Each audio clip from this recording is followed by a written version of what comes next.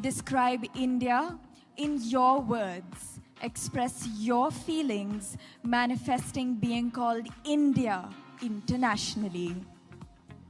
Thank you so much for your question. Good evening, ladies and gentlemen.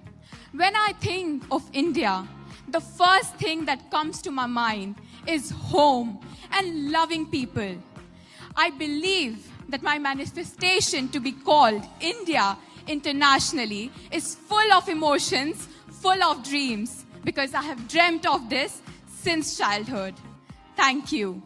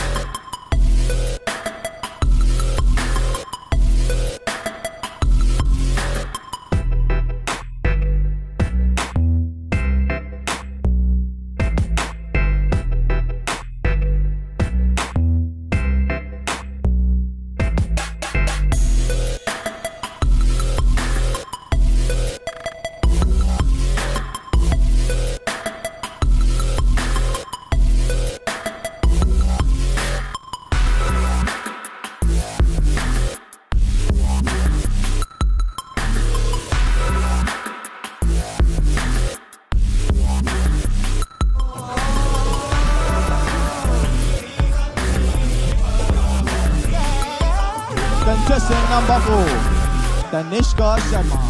In the land of Bihar, where the sun rises and sets in a blaze of glory, lies a tradition that embodies the soul of its people, Chhath Puja.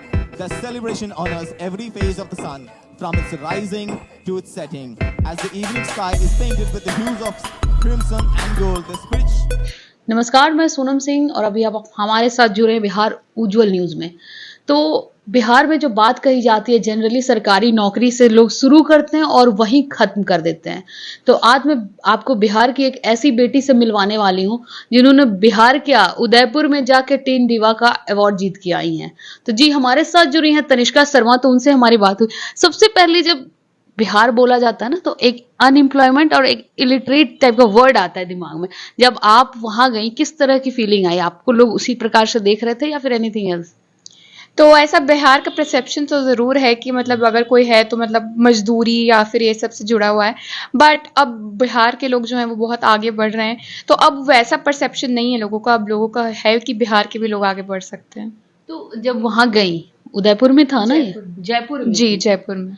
तो जब वहां गई तो जैसे होता है कि आपको जब बुलाया गया तो क्या जो जजेस वगैरह थे उनका भी परसेप्शन उसी प्रकार था या फिर उन्होंने आपके टैलेंट बेसिस पे कुछ आपके लिए किया या फिर बिहार से हैं तो जजेस तो रहते हैं कि वो फेयर जजमेंट दें, तो ऐसा तो कोई है नहीं कि किसी के बैकग्राउंड के बेसिस पे वो जज कर रहे हो। जैसा भी आप वहाँ पे परफॉर्म करते हैं तो उस बेसिस पे जज हुआ जाता है। तो ये स्टार्टिंग कहाँ से हुआ आपका? ये मॉडलिंग करियर स्टार्ट कहाँ से हुआ?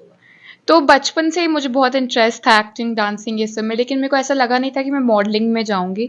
बट कोविड के बाद मैंने बहुत सारे फैशन शोज़, बहुत सारे पैजेंट्स ऑनलाइन देखे एंड उसके बाद मेरा इंटरेस्ट उसमें जागा एंड देन मैंने अप्लाई किया मिस टीन दीवा के लिए एंड मैं सिलेक्ट हो गई एंड अब तो जीत भी गई हूँ।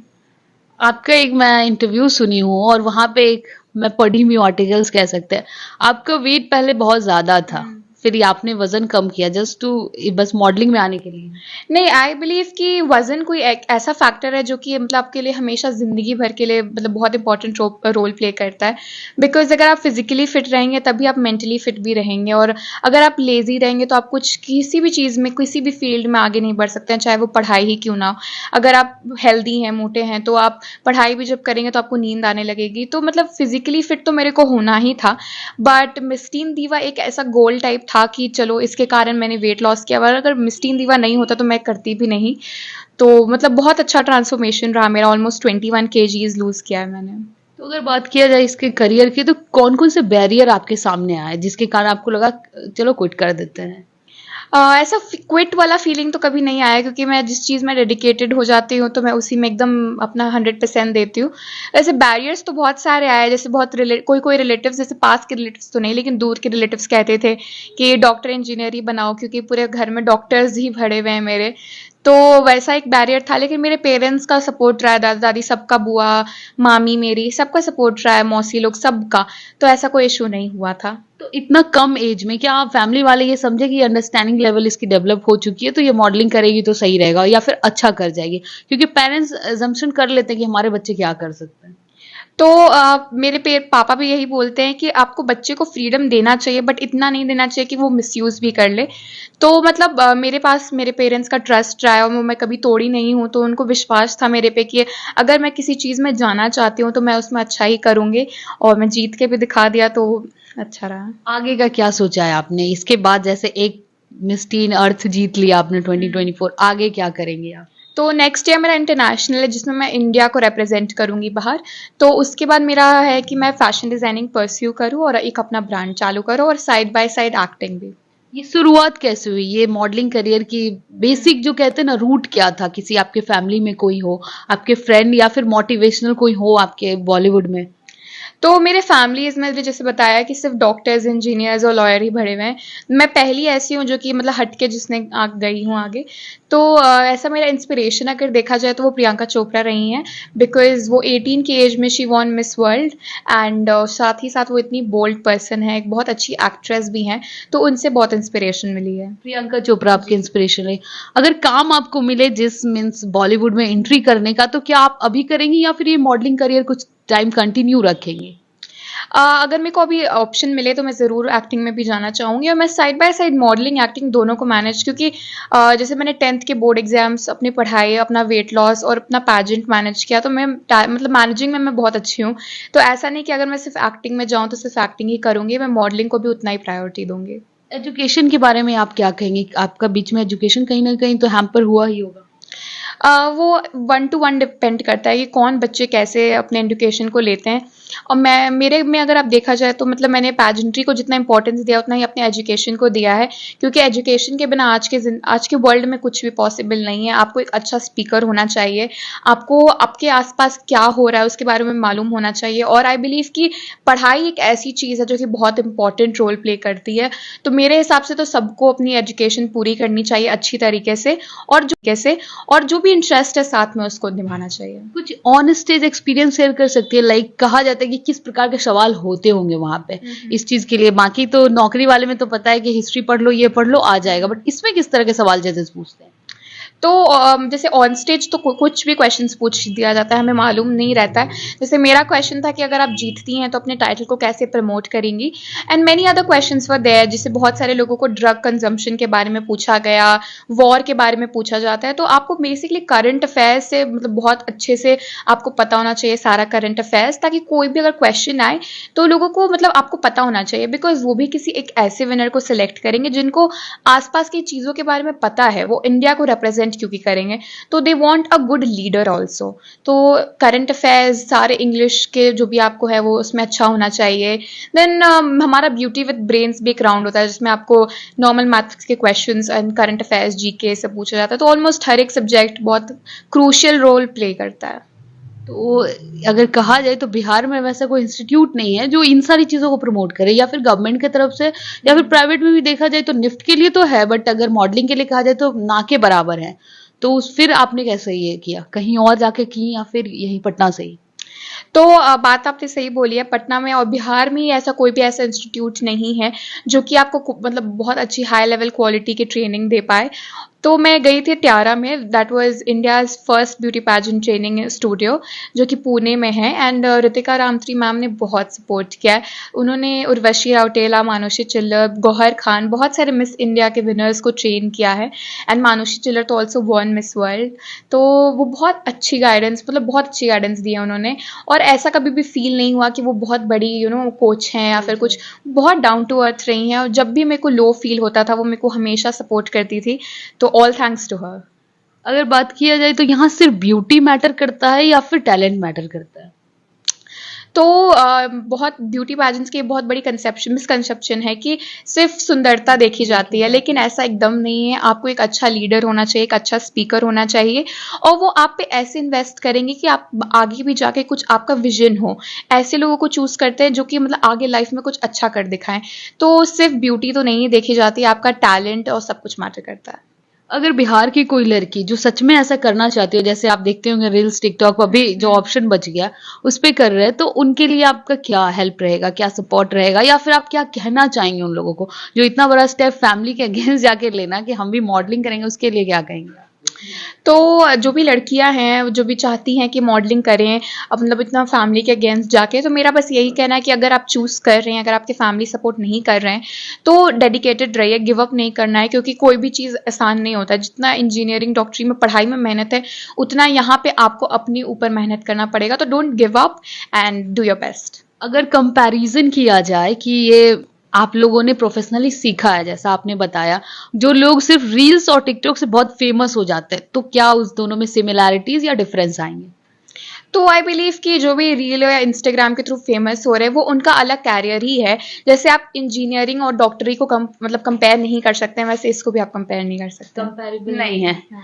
तो आपने सुना इनसे बहुत सारी बातें कि किस प्रकार से बहुत सारे मिसकंसेप्शन है, जो सुंदर लड़कियां होंगी वही बनेंगी, इन्होंने वो सारी चीजें क्लियर कर दी। या फिर क्वेश्चन कि क्या पूछा जाता होगा, बिहार में क्या ऑप्शंस है, इनका क्या अगला स्टेप रहेगा। कुछ बात मेरे मन में एक बात है कि आगे आप फ्यूचर में क्या करेंगे, मीन्स फॉर बिहार मेनली आपने बिहार को रिप्रेजेंट किया है, आगे इंटरनेशनल इंडिया को भी रिप्रेजेंट करने जा रही, तो क्या करेंगे आप मेनली बिहार के लिए, बताइए।